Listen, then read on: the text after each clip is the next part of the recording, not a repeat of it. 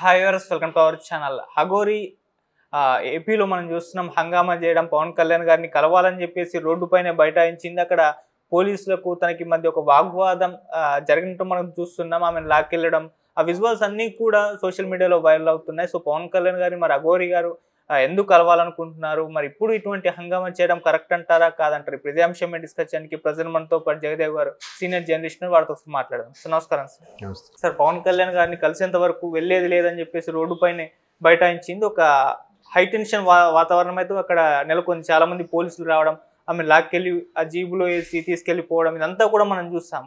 So ఎందుకు పవన్ కళ్యాణ్ గారిని కలవాలనుకుంది? మరి ఇలా రోడ్డు మీద బైఠాయించి ఒక నిరాహార దీక్ష లాగా చేయడం కరెక్ట్ అంటారా? మీరేం చెప్తారు? వాస్తవానికి ఆవిడ మానాన ఆవిడ వెళ్ళిపోతుంటే మన వాళ్ళే కెలుకుతున్నారేమో అని అనిపిస్తుంది నాకు. ఒకసారి ఆమె బైఠాయించడానికి ముందు సీన్ చూస్తే, బ్యాక్కి వెళ్తే, ఇక్కడ ముత్యాలమ్మ టెంపుల్ వివాదం జరిగినప్పుడు నిజంగా బీజేపీ వాళ్ళు తప్ప మిగతా ఎవరు ఇష్యూ చేశారా?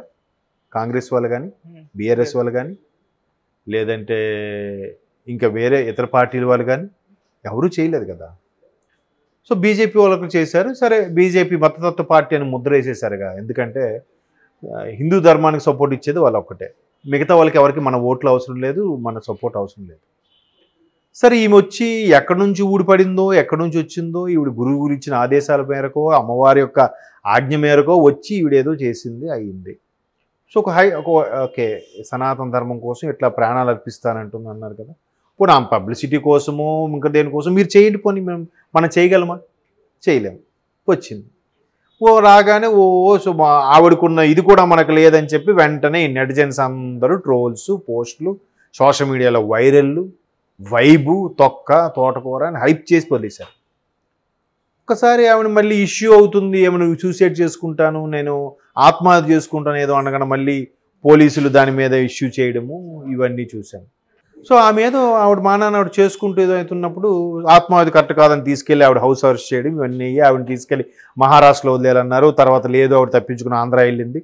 ఆంధ్ర వెళ్తుందంటే పవన్ కళ్యాణ్ గారిని కలవడానికే వెళ్తుందని కూడా సోషల్ మీడియా, అది ఆవిడ చెప్పిందా? లేదే. మనం సోషల్ మీడియా క్రియేట్ చేసుకునేదేగా. మనలాంటి మిత్రుడు ఎవడో, జర్నలిస్ట్ మిత్రుడు ఎవడో పెట్టిందేగా. వాడు పాపులారిటీ కోసమో, వాడు ఛానల్ రేటింగ్ కోసమో పెట్టుకునేదేగా. ఆవిడేం లేదు. ఆవిడ తర్వాత ద్రాక్షారామం వెళ్తే అక్కడ కొంతమంది అడ్డుకున్నారంట. ఎందుకు అడ్డుకోరు? ఒక్క ఆవిడే ఉంది కాబట్టి. 10 మంది మార్పులు ఆవిడకు రాజకీయ రంగం ఉంటే ఈ సెక్యూరిటీ వాళ్ళు అందరూ అడ్డుకుంటారని చూద్దాం. ఎందుకంటే గత 5 ఏళ్ళు జరిగినప్పుడు, దేవాలయాలకి ఎన్ని అవకతవకలు జరిగినప్పుడు కూడా ఏ జనము, ఏ మంది మార్పులో రోడ్డు ఎక్కలే. భయం. అందరికీ కుటుంబాలు ఉన్నాయి. ఈవిడ ఒక్క ఆవిడ కదా, ఎవరు లేరు కాబట్టి ఇప్పుడు ఎదిరిస్తారు. ఇప్పుడు ధైర్యాలు కొడతారు. సరే, తర్వాత శ్రీకాళహస్తి వెళ్ళారు, అక్కడ కూడా ఏదో చెప్తే సరే దర్శనం చేసుకున్నారు. ఆవిడ మానని ఆవిడ వెళ్తుంది, తప్పేముంది? వింతగా చూడటం ఏంటి? మరి అంతే వింతగా కొంతమంది పిచ్చి పిచ్చి డ్రెస్సులు వేసుకుని వెళ్తారు కదా, మరి వాళ్ళని ఎవరైనా ఆపుతున్నారా? వాళ్ళని ఎవరైనా కేసు పెడుతున్నారా? ఈవిడ కూడా నిజంగా అలా మతి భ్రమించిన ఆవిడైతే అలా ఏం కాదు కదా. అఘోరి అనే వాళ్ళకి ఏం ఉండదు. ఇప్పుడు కుంభమేళా వచ్చినప్పుడు కూడా చూస్తారు. ఆవిడ మానాలు వెళ్తుంది. ఇవాళ కూడా ఎందుకో పవన్ కళ్యాణ్ గారిని కలవడానికో లేదా నీకు దేనికో వెళ్తున్నప్పుడు ఆవిడని ఒక కారు వాష్ చేసుకుంటూ ఒక మీడియా మిత్రుడు ఎవడో ఫోటో తీసి ఏది హడావిడి చేయాలి అంటే, నా ఛానల్ని నేను సొంతంగా విజువల్ వేసుకోవాలి కదా. లేదంటే వేరే వాడు విజువల్ కాపీ చేస్తే యూట్యూబ్ కూడా మళ్ళీ చెక్ పెడతాడు. అందుకు వేసుకోవాలి, నేను హైలైట్ అయిపోవాలి. ఆమెను ఎందుకు అలా ఇబ్బంది పెట్టడము? ఒకసారి హీరోయిన్ నిత్యా మీనన్ మీద కూడా ఒక జర్నలిస్ట్ మిత్రుడు ఇలాగ రాశాడు.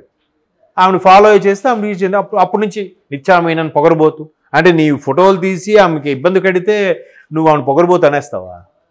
పర్సనల్ లైఫ్ అంటూ ఉండదా? ఒక ఆడియో ఫంక్షన్కి వచ్చింది, లేకపోతే ఇంక దేనికి వచ్చింది, ఓకే చెయ్యి, చూడు, అంతే కదా. ప్రతిదీ వ్యక్తిగతంకి వెళ్ళిపోవద్దు కదా. ఎవరు తప్పు అంటారు అక్కడ? అసలు ఆవిడ అంత హైప్గా అఘోరి గారిని హైప్ తీసుకొచ్చింది ఎవరు?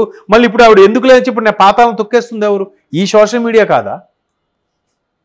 సో ఇప్పుడు ఆవిడ కారు వాష్ ఏదో చేయించుకొని ఆవిడ మానాన్ని ఆవిడ పోతుంటే ఎవడో ఒకటి కెలిగితే ఇక లాభం లేదు, నేను సనాతన ధర్మం గురించి మాట్లాడిన పవన్ కళ్యాణ్ గారిని కలుస్తా అని చెప్పి ఆవిడ రోడ్డు మీద బైఠాయించింది. బైఠాయిస్తే ఏమైంది?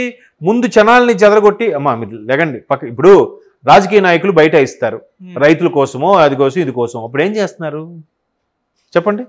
వాళ్ళని అలా ఉంచి పోలీసు పక్కన నిలబడి ఒకవైపు ట్రాఫిక్ వదులుతూ ఉంటారుగా. మరి ఎక్కడ కూడా అలా కాసేపు వదిలితే ఆవిడ కాసేపు ఫ్రీ అయినాకి వెళ్ళిపోతుందేమో కదా. ఎందుకు అలా చేయలేదు? ఏదైనా దన్ను, అధికారము, బలగము ఉంటే ఒకలాగా బిహేవ్ ఉంటుంది, ఏం లేకపోతే ఒకలాగా బిహేవ్ ఉంటుంది. ఎవరైనా సరే చిన్న మనకి సినిమాల్లో కూడా చూపిస్తుంటాం, మీరు అబ్జర్వ్ చేస్తారో లేదు, సినిమాలకు రియల్ లైఫ్లో కూడా ఎవడైనా ఒక ఇష్యూ మీద ఒక కేసు విషయంలో దగ్గరలో ఉన్న పోలీస్ స్టేషన్ గట్రా వెళ్ళారనుకోండి, వాడు టిప్ టాప్గా వెళ్తే కొంచెం జాగ్రత్తగా మాట్లాడతారు. ఎవరండి మీరు? ఏంటి వస్తుందండి అంటే, అలా కాదు సార్, నేను సో సో సో అని ఇంగ్లీష్లో 2 ముక్కలు మాట్లాడేసరికి ఆడికి ఒక రెస్పెక్ట్ ఉంటుంది. ఒక మామూలుగా మాసిన బట్టలు వేసుకుంటే, ఎరా నాటకాలు ఆడుతున్నావు, నువ్వే తీసి ఎక్కడ పెట్టావురా, ఆడి కంప్లైంట్ ఎవరికి వచ్చినా ఆడే ముందు తిడతారు. అవునా? సో ఇట్లాగా మనిషి వేషధారణ వస్త్రధారణ బట్టి కూడా మనుషుల యొక్క ట్రీట్మెంట్ మారిపోతుంది. మొన్న ఎక్కడో చూశాను, ఒక పెద్ద ఆయన చెప్తున్నాడు, ప్రపంచంలో ఎవరికీ లేని వింత అలవాటు మన భారతీయులకు ఉందంట. ఏంటంటే అది, ఎవడైతే ఇంగ్లీష్ బాగా మాట్లాడతాడో వాడు తోపు, వాడు ఎంత సంపాదించినా ఎంత హై క్వాలిఫైడ్ అయినా కూడా వాడు ఇంగ్లీష్ సరిగ్గా మాట్లాడలేదంటే వాడిని కొంచెం చీప్గా చూస్తారంట. ఓన్లీ భారతీయులు మాత్రమే.